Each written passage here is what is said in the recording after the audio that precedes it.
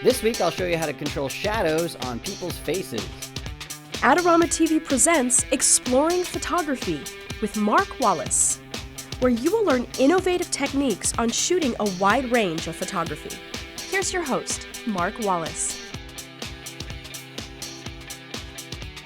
Hi everybody, welcome to another episode of Exploring Photography right here on Adorama TV. I'm Mark Wallace and I'm joined today by Shonda. Shonda's going to be helping me out. Now, one of the questions I get all the time is about shadows on the face of a model, and the problem that people are experiencing and writing to me about is if you have a light coming from this side, you get a shadow on the other side of the face.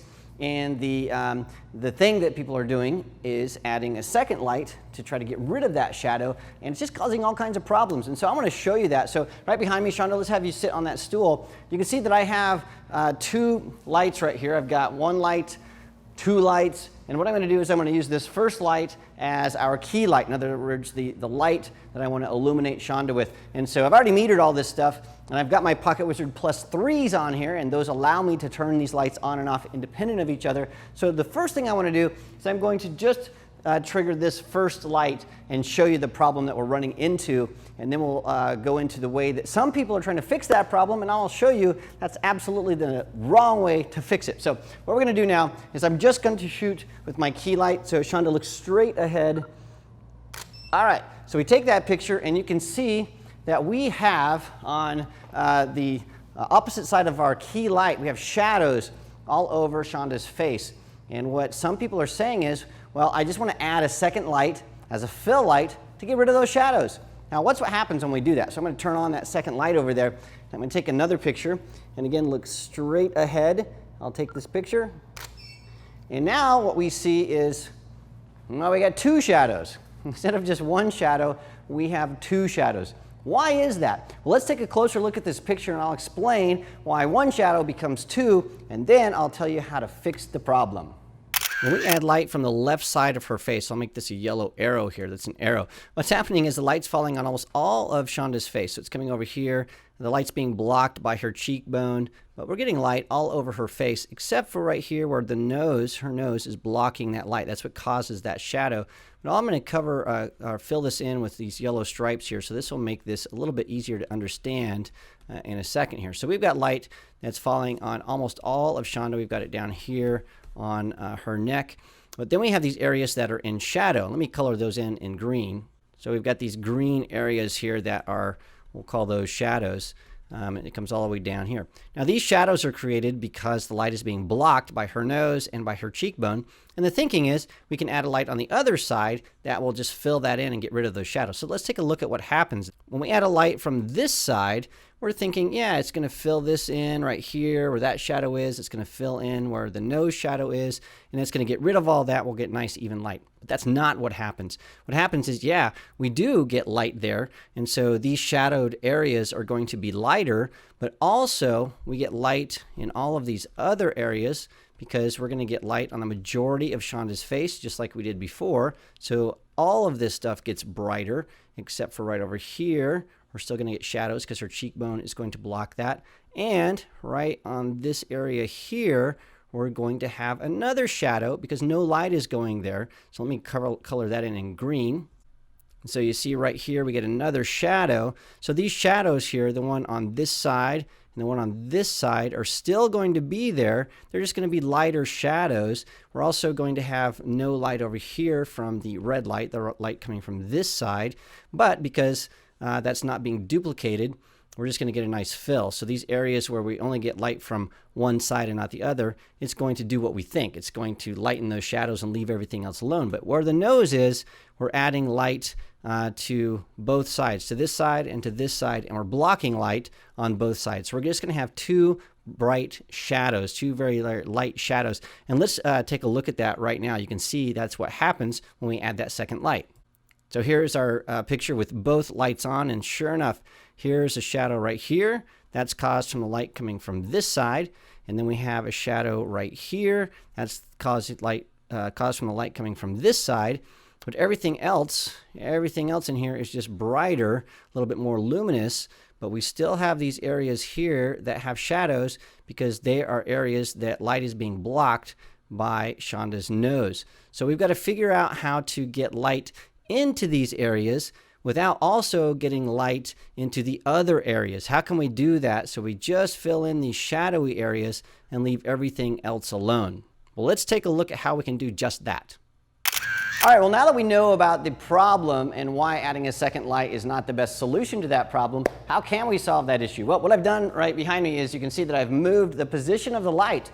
What most people try to do is they try to finesse that second light and do all kinds of things to just spill enough light in to get rid of that shadow, but that's really never going to work. What you really need to do is fix the key light, and you can do that in a number of ways. So the first thing that you can do is you can move that key light more on axis with the camera, and what that's going to do is it's going to move the shadow on Shonda's face, and so we eliminate that nose shadow by doing that, because if you really just want to have a shadowless portrait, then that's what you need to do. You need to have on-axis light. But that's going to create another problem. So let me shoot one photo really quickly here, and I'll show you exactly what we get. So we have this photo right here, and as expected, we have a great shot of Shonda. However, look at the background. We have this big nasty shadow on the background. So we fixed the shadow on her face and created a secondary problem.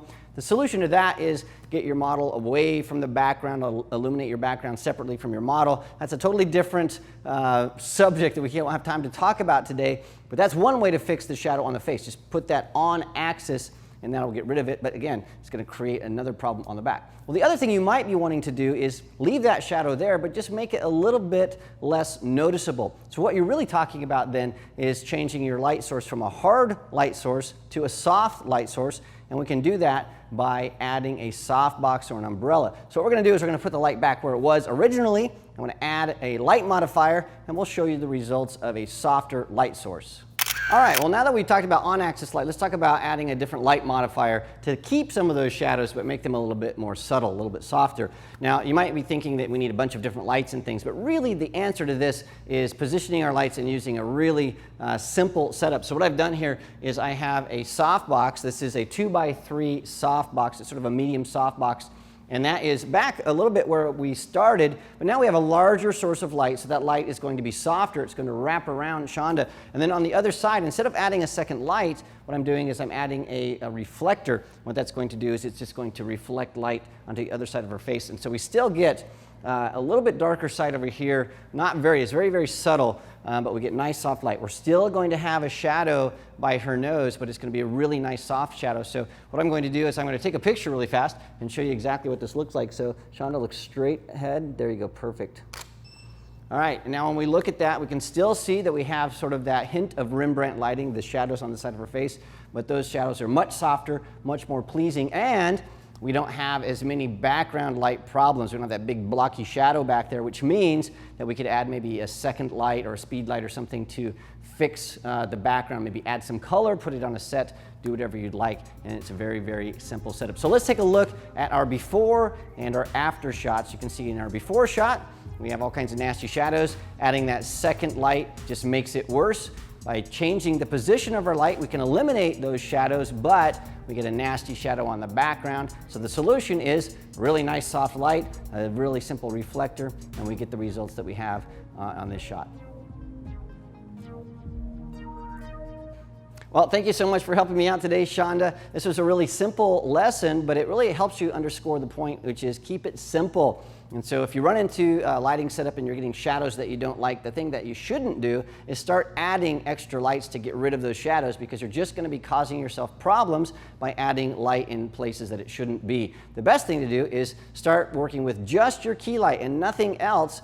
Start moving that key light to see what position of light will do for you. And if that doesn't get you where you want to be, then start modifying that light, making it a larger light source, moving it closer to your subject using maybe a softbox or an umbrella, and you'll find that you'll get much better results. Now, I know we did this really, really quickly, but the reason we did that, there are many tutorials on position of light, light modifiers, lighting setups, and you can find all of those at the Adorama Learning Center. We have hundreds of videos. And if you're curious about the light modifiers I use, these soft boxes that are right behind me, well, you can find links right here on YouTube if you're watching, right in the description of the video. You can click on those and find all the gear that was used in today's episode. And of course, you can zip over to the Adorama Learning Center to see more reviews about the gear that we used today. So check that out.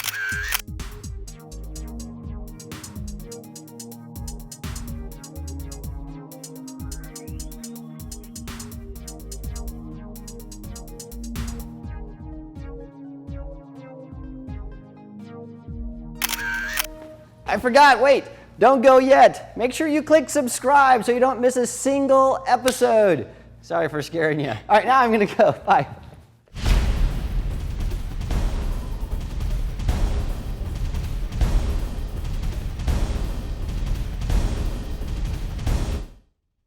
Start modifying the light with different light black fudge. Want to get the most out of your Adorama photography equipment? Visit our Learning Center where you can read popular articles, how-to tips, buying guides, and product reviews.